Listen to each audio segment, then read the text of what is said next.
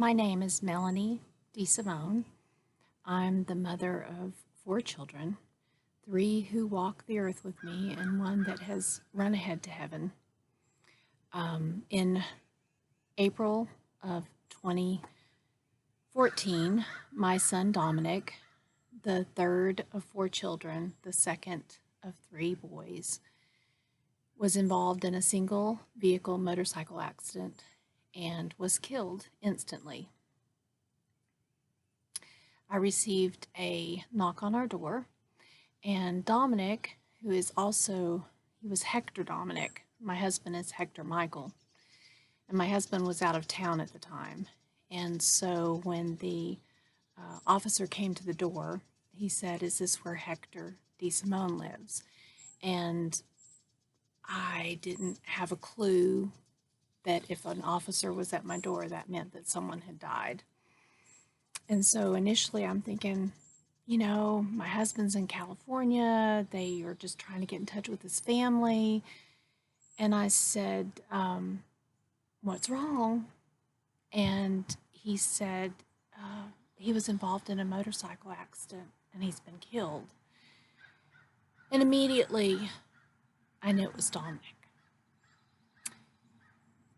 There is nothing that can prepare you for the moment when someone tells you that your child's never coming home again. I thought about it. I mean, you got 4 kids. They were adults. One of my sons was in the Air Force. All 3 of my boys rode motorcycles. My daughter was in healthcare. You think about things, but nothing can prepare you for that moment. And I was absolutely, utterly devastated. And because my husband was out of town, I had to make all the phone calls. I had to call my son, who was in the Air Force, that was out of town. I had to call my parents, and I had to call my husband.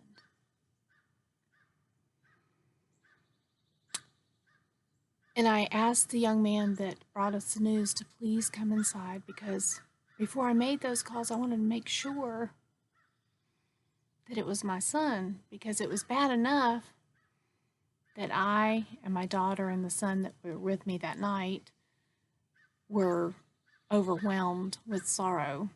But I sure wasn't going to call anybody else until I knew for sure, absolute, positively, that it was Dominic. So I called the Tuscaloosa Police Department, which was a scribbled phone number on this little scrap of paper that the Bibb County Sheriff had. And sure enough, they had said they identified him with his driver's license and a few other things. And so I was comfortable that it was, in fact, my son. And I remember looking across my living room at a sculpture of hands that I had on a table. And they're like this. And it's supposed to be a bird feeder. But from the moment I saw it in the store, I saw it as hands open to what the Lord would put in them. And it had been sitting there for a couple years. And I looked at the children that were with me, and I said, we can't open our hands to the blessings if we don't also open our hands to the hard things. And we have to trust that whatever God puts in our hands, He's going to give us the grace and the strength to accept. A little bit of background is our family was a homeschooling family. We taught our kids at home all the way from, when they were born, all the way through high school. And we might have skipped over a few subjects on a given day, but we always did Bible. And when I say we did Bible, it's not necessarily that we read the Bible every day and did some long discourse about the Bible, but biblical truth was central to what we did in our home every day. And as I got older and the kids were grown up, all of my kids were adults when Dominic died, I had realized that I'd been through the Bible so many times, I'd read the stories so many times, that they'd kind of gotten stale.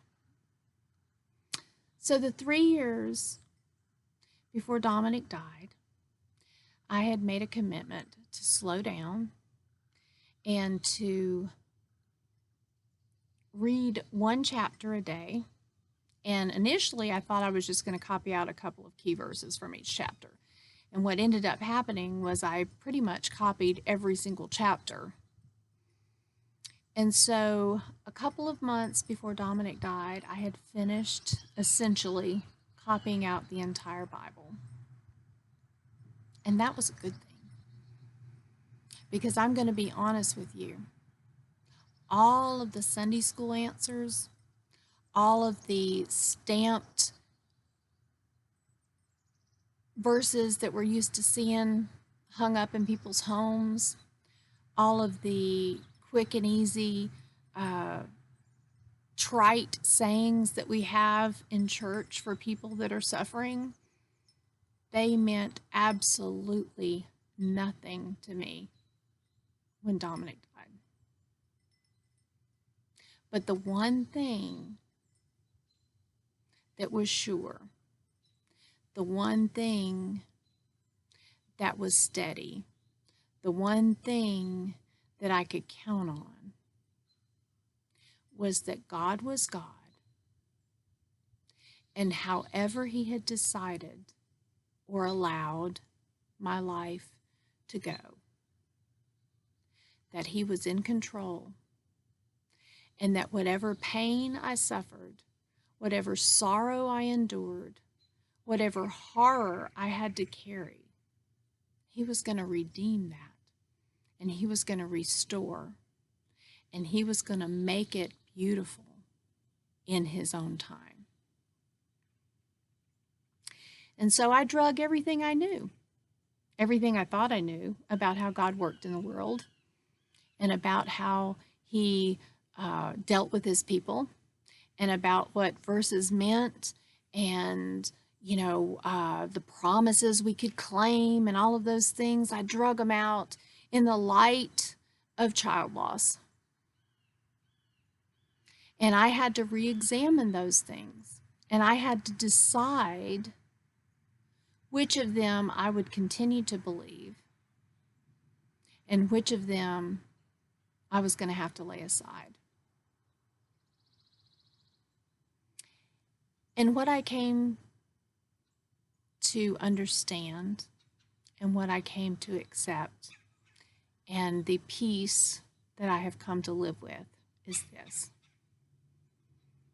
There's a mysterious space between what I can know in this life, what I can know this side of eternity, and what God in His infinite and glorious wisdom knows.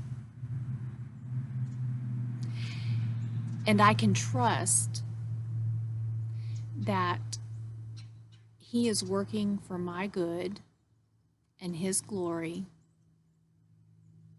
And I can trust that when I get to heaven, I'm either going to have the answers I want or the answers aren't going to matter anymore. So I exhale the pain, I exhale the questions, I exhale the laments, I exhale the sorrow, and I let it go. And I draw in the truth and the strength and the grace of God through His Holy Spirit and His faithful word, and I allow that to strengthen me, to give me the ability to hold on to hope, even when I can't see where His hand is taking me. I can trust His heart. It's not something that's come easy. It's not something that's come fast. And it's not something that I don't revisit. But I am here to tell you that almost 7 years later, that the Lord is faithful. He will give you the grace and the strength and the ability to endure. Perseverance is victory. Endurance, that's all He asks from us, to keep on keeping on.